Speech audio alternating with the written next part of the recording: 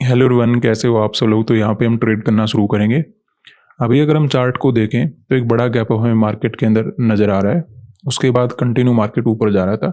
क्योंकि gap up ज़्यादा था इसलिए हम थोड़ा वेट कर रहे थे कि हो सकता है कुछ प्रॉफिट बुकिंग भी आ सकता है या फिर हमें रिट्रेसमेंट के साथ मार्केट के अंदर काम करना होगा। तो एक ठीक ठाक रिट्रेसमेंट मार्केट के अंदर हो चुका है। तो यहाँ पे हमें फर्दर दोबारा से बाइंग वगैरह का मोमेंटम देखने को मिल सकता है। ऐसा ही हमें सेंसेक्स के अंदर नज़र आ रहा है, ऐसे हमें निफ्टी के अंदर नज़र आ रहा है। तो यहाँ पे अपना ट्रेड हम बनाना शुरू कर लेते हैं। आज वैसे सेंसेक्स में एक्सपायरी भी रहने वाला है, तो कोई प्रॉब्लम नहीं है। जिस प्रकार का मोमेंटम आया हुआ है आराम से यहाँ पे बाइंग में काम किया जा सकता है। 990 क्वांटिटी यहाँ पे हम बाय करेंगे। उसके बाद सेकंड पोजीशन बना लेते हैं सेम क्वांटिटी के साथ।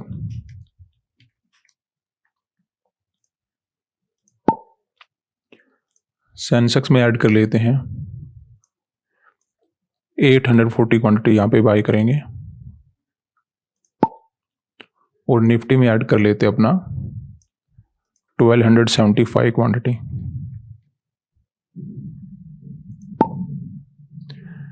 तो यहाँ पे हमें ट्रेड बनाते कुछ प्रॉफिट नजर आना शुरू हो चुका है, क्योंकि हमने क्या किया, रिट्रेसमेंट के साथ काम करने की कोशिश की है। तो एक प्रोबेबिलिटी होती है कि अगर हम रिट्रेसमेंट के साथ काम करेंगे तो अच्छा बेनिफिट मार्केट के अंदर उठा पाएंगे।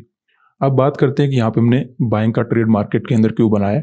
बनाने को तो हम यहाँ पे सेलिंग भी कर सकते थे, लेकिन बाइंग में ही जाना यहाँ पे क्यों ठीक लग रहा है हमें। क्योंकि जैसे मैंने आपको एनालिसिस में भी समझाया था कि ये जो चार्ट मार्केट ने बनाया था इसमें बायर मार्केट के अंदर आए होंगे, क्योंकि मार्केट ने क्या किया था, एग्जैक्टली 56,000 का सपोर्ट लेके एक पॉजिटिव क्लोजिंग दिया था। तो इसलिए हमने मंडे के दिन प्लान बनाया था कि यहाँ पे जो भी बायर बैठा है उसको हम टारगेट बनाएंगे, और हमने अगले दिन सेलिंग का प्लान बनाया था। अब क्योंकि इस चार्ट में बायर को तो मार्केट पहले ही निकाल चुका है, और एक सेलिंग आने के बाद जब मार्केट टर्निंग पॉइंट लेता है तो वहाँ पे रिटेल वगैरह ट्रेडर जो होते हैं उनको समझ में नहीं आता कि मार्केट यहाँ पे ऊपर भी जा सकता है। तो यहाँ पे ज़्यादातर ट्रेडर ने पोजीशन बनाया नहीं होगा, यानी यहाँ पे कोई अच्छा ट्रेडर बैठा होगा। रिटेल में पोजीशन यहाँ पे ज़्यादा बना नहीं होगा, तो इन बायर को हम टारगेट बनाएंगे नहीं। उसके बाद हमें नजर आया कि मार्केट में जब ब्रेकआउट वगैरह किया होगा, जब मार्केट में ऐसा मोमेंटम आया होगा, तो यहाँ पे हो सकता है बायर नए आ गए होंगे मार्केट में ट्रेड करने के लिए, लेकिन उनको भी मार्केट ने क्लोजिंग के टाइम रिट्रेसमेंट करके निकाल दिया था। तो यहाँ पर सिचुएशन के अकॉर्डिंग एक ही बात में समझ में आ रही थी कि यहाँ पे अच्छे ट्रेडर बैठे होंगे। यहाँ पर अगर किसी ने रिटेल वगैरह में ट्रेड करने की कोशिश किया होगा तो उनको रिट्रेसमेंट करके निकाल चुका है। तो अगर बायर को निकाल चुका है तो यहाँ पे हमें सेलर को टारगेट बनाना होगा। इसलिए हमने गैप अप में, फ्लैट टू गैप डाउन में बाइंग का प्लान बना रखा था कि मार्केट रिट्रेसमेंट के साथ अगर ऊपर जाने की कोशिश करे तो मे भी हमें कंटिन्यू मोमेंटम मार्केट दे पाएगा। लेकिन आज देखिए गैप अप थोड़ा सा ज़्यादा हो गया, ठीक है। तो इसमें क्या होता है, कभी कभी प्रॉफिट वगैरह बुकिंग भी आ जाता है, ठीक है। तो वो हमें देखना था कि कहीं प्रॉफिट वगैरह बुकिंग चलना शुरू हो जाए तो हम वेट कर लेंगे, लेकिन मार्केट के अंदर ऐसा कुछ नहीं हुआ। कंटिन्यू अपसाइड का ही मोमेंटम नजर आ रहा है।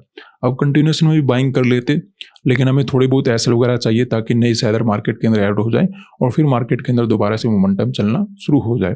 तो मार्केट के अंदर जैसे ही रिट्रेसमेंट के साथ मार्केट में हमें ट्रेड करने का मौका मिला, वहाँ पे हमने एंट्री बना लिया कि कुछ सेलर मार्केट के अंदर ऐड हो जाएंगे, और जो डायरेक्टली मार्केट में गैप वगैरह को देखकर बाय करने वाले आए थे उनको थोड़ा बहुत रिट्रेसमेंट वगैरह करके मे बी मार्केट ने निकाल दिया होगा, या फिर छोटा मोटा वार्निंग डेफिनेटली दे दिया होगा।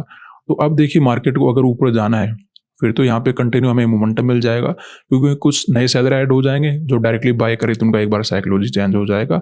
डाउन साइड जाना नहीं चाहिए, क्योंकि यहाँ पे कोई जो बैठा होगा ना वो अच्छा ट्रेडर ही बैठा होगा, ठीक है। तो हमें कंटिन्यूएशन का मोमेंटम मिल सकता है। ऐसे हमने दूसरे इंडेक्स के अंदर देखा है, ऑलमोस्ट सेम ही स्ट्रक्चर बना हुआ था कि जो यहाँ पे बायर बैठे थे उनको निकालने के बाद अगर मार्केट ऊपर जा रहा है तो कंटिन्यूएशन में जा सकता है। ऐसे मोमेंटम को देखकर अगर रिटेल वगैरह में बाइंग हुआ होगा तो उनको मार्केट पहले ही रिट्रेसमेंट करके निकाल चुका है, तो हमें फर्दर कंटिन्यू मोमेंटम ही मिलना चाहिए। हालांकि आज का जो गैप अप है ना वो काफ़ी ज़्यादा है, ठीक है। तो ऐसे में कभी कभी प्रॉफिट वाला बुकिंग आ जाता है, ये आपको थोड़ा ध्यान रखना चाहिए, ठीक है। तो ऐसा भी हो सकता है देखिए कि मार्केट में जो यहाँ पे सेल करके बैठे थे उनको मार्केट ने पॉजिटिव मोमेंटम करके निकाला, और अब ये जस्ट प्रॉफिट बुकिंग करना ट्रेडर ने शुरू कर दिया होगा। क्योंकि अगर कोई बड़ा ट्रेडर भी बैठा होगा ना तो उसको भी ठीक ठाक मोमेंटम मार्केट के अंदर मिल चुका है। देखिए उसने क्या किया था, यहाँ पे बाय किया था, उसको इतना बड़ा गैप अप मिल गया और वो भी डायरेक्टली। तो ऐसे में एक मोमेंटम तो उसने आने दिया ताकि यहाँ पे जो सेल वगैरह करके बैठे वो ट्रैप हो जाए। अब हो सकता है वो प्रॉफिट वगैरह बुकिंग करना शुरू कर दे, उस केस में ट्रैप हो जाएंगे। अदरवाइज अगर ये प्रॉफिट बुकिंग नहीं करता है तो हमें रिट्रेसमेंट के बाद फिर से बाइंग वगैरह का मोमेंटम मार्केट के अंदर मिल जाना चाहिए। प्रोबेबिलिटी काफ़ी अच्छी है, लेकिन थोड़ा सेंसेक्स में एक्सपायरी है तो डाउट बना रहता है। उसी डाउट के चक्कर में मैंने थोड़ा वेट तो किया कि रिट्रेसमेंट के साथ ही यहाँ पे ट्रेड बनाया जा सकता है, डायरेक्टली तो ट्रेड नहीं बनाएंगे। मार्केट के अंदर स्मूथली मोमेंटम आ रहा है, तो देखते हैं यहाँ पे क्या होता है।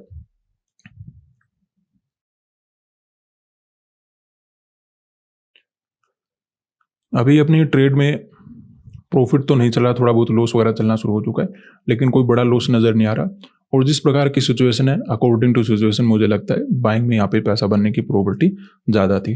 देखते हैं फिर भी क्या होता है। बाई चांस लॉस वगैरह होता है तो एग्जिट वगैरह करने की कोशिश करेंगे अकॉर्डिंग टू लॉस की लिमिट, लेकिन अगर प्रॉफिट होता है तो और भी अच्छी बात है। तो यहाँ पे देखिए अपने ट्रेड में कंटिन्यू लॉस इंक्रीज होना शुरू हो चुका है। अब देखिए जहाँ तक मैं मार्केट के स्ट्रक्चर को समझ पा रहा हूँ, मार्केट में बस इतना ही सेलिंग होना चाहिए।